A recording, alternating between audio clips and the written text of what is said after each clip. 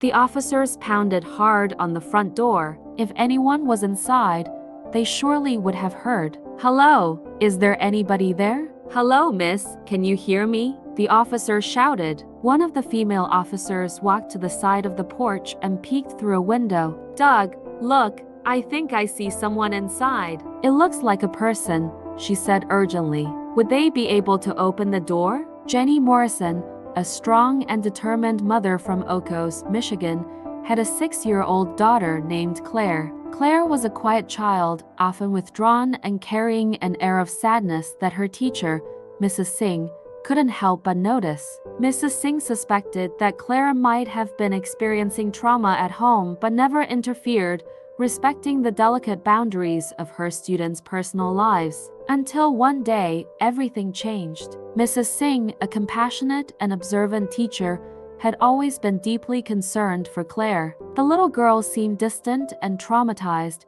often arriving at school with a melancholic expression. Mrs. Singh suspected that something was amiss in Claire's home life but respected boundaries and never interfered. However, one fateful day, she noticed something that sent shivers down her spine. As Mrs. Singh glanced at Jenny, she saw a black eye peeking out from beneath her sunglasses. Concerned for Jenny's well-being, Mrs. Singh approached her during pickup time. "Is everything all right, Jenny? That looks like quite a nasty bruise. Did something happen?" Jenny hesitated, her eyes darting around nervously before responding with a forced smile. "Oh, it's nothing, Mrs. Singh. I just accidentally walked into a door." Mrs. Singh's heart sank at the obvious lie but decided to trust Jenny's words for the time being. Throughout the day, her thoughts lingered on that black eye, and her unease grew steadily. Days passed, and Claire failed to show up at school. Every morning, Mrs. Singh anxiously awaited her arrival, hoping for the best but fearing the worst. Finally, on a gloomy Monday morning, Claire's father dropped her off at the school gates. Relief washed over Mrs. Singh as she collected the pale and frail girl, who appeared weaker than usual. It was strange that Jenny wasn't there. Mrs. Singh had only seen Mr. Morrison once before, on the first day of school. As Mrs. Singh helped Claire settle into her seat, she noticed something peculiar sticking out from the girl's sock. Curious, she bent down and gingerly pulled at it. To her astonishment, she found a crumpled piece of paper tightly pushed into Claire's sock. It seemed as though Jenny had prepared Claire for school with a special purpose in mind. Mrs. Singh unfolded the note with trembling hands, not knowing what to expect. The message, scrawled in Jenny's hurried handwriting, sent chills down her spine. "Call the police. Don't send Claire home." Shock and concern flooded Mrs. Singh's heart as she realized the gravity of the situation. She discreetly tucked the note away and gently asked Claire, "Did your mommy put this there?" Claire nodded. Determined to protect Jenny and Claire from further harm, Mrs. Singh took immediate action. She showed the note to the school principal, who shared her alarm. "We need to get the authorities involved," Principal Baggins said. With the principal watching over Claire, Mrs. Singh dialed the emergency number, her voice trembling as she reported the situation to the police. Within minutes, law enforcement arrived at the school, their concern mirrored in their eyes as they read the note. The authorities raced to the Morrisons' address a few blocks away. It was an old, dilapidated house. Mrs. Singh accompanied them, and they found the doors locked with no response from within. Desperation filled the air as they shouted Claire's name, pleading for a sign of life. A haunting silence greeted their calls until a faint noise reverberated from within,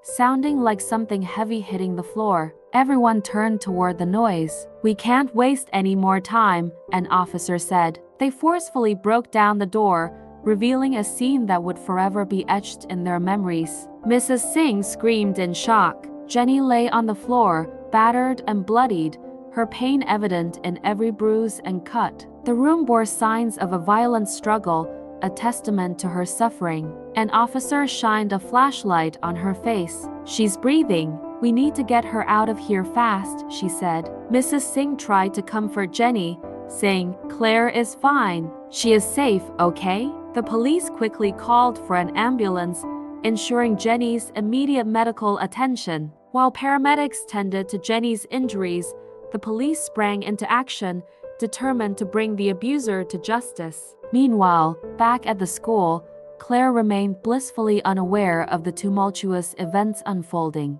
The principal sat her down in a warm and comforting space, gently explaining that her mother had been hurt but that help was on the way. Claire's wide eyes filled with worry and confusion, her innocence shattered by the painful truth of her family's situation. As the hospital authorities worked tirelessly to restore Jenny to a stable state, Mrs. Singh stayed by her side, offering support and reassurance. She barely knew them, but she prayed for Jenny's recovery. Hours passed, and Jenny showed no signs of improvement. Then, things took a turn for the worse. Jenny was crashing. Medical staff filled the room, doctors barking orders while nurses ran to comply. For Mrs. Singh, everything happened in slow motion. The events took a toll on her, and she started to pray for Jenny's survival.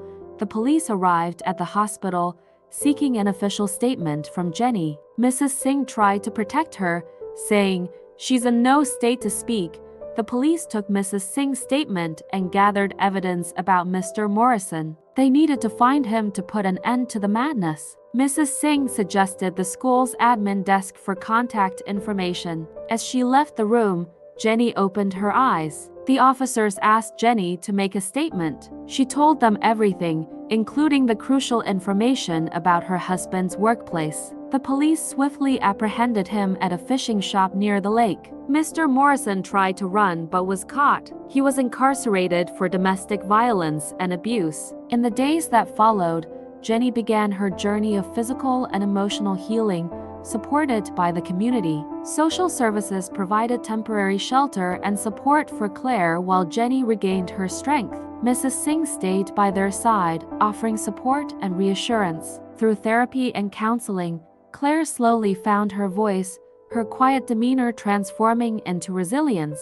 The story of Jenny, Claire, and Mrs. Singh became a catalyst for change within the community. Awareness campaigns empowered others to speak out against domestic abuse. Jenny's journey toward healing inspired many, shedding light on the unseen battles fought by survivors of domestic violence. Mrs. Singh's act of bravery and compassion rippled through the lives of countless children, transforming Claire's life and her entire family's trajectory. The pain and trauma gave way to a future filled with love, support, and the promise of a brighter tomorrow. As Jenny's condition stabilized, the community rallied around her and Claire. Donations poured in to cover medical expenses, and volunteers offered their time to help with childcare and household tasks. Local organizations provided resources for therapy and counseling, ensuring that both Jenny and Claire had the support they needed to heal and rebuild their lives. Mrs. Singh continued to play a significant role in their recovery. She visited Jenny regularly,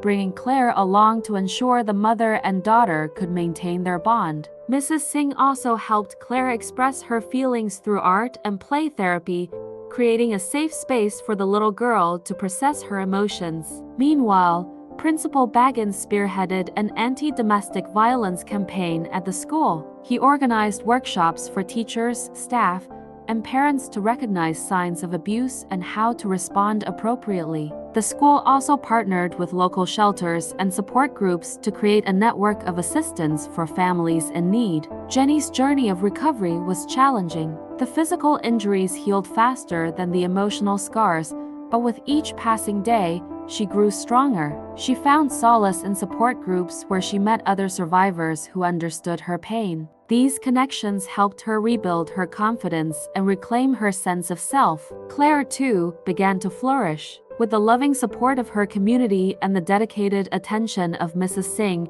she started to open up more in school. Her once quiet demeanor gave way to a more vibrant and confident personality. She made friends and excelled in her studies, showing a resilience that inspired everyone around her. As months turned into years, Jenny and Claire settled into a new, peaceful routine. They moved into a cozy apartment provided by a local charity, far from the painful memories of their old home. Jenny found a job that she enjoyed, and Claire continued to thrive in school.